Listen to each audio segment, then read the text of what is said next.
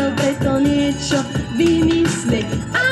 Pán trampolíny vymyslel trampolíny, tak niekde v Miláne skáče na nich stál. Pán trampolíny vymyslel trampolíny, tak niekde v Miláne skáče s deťmi stál.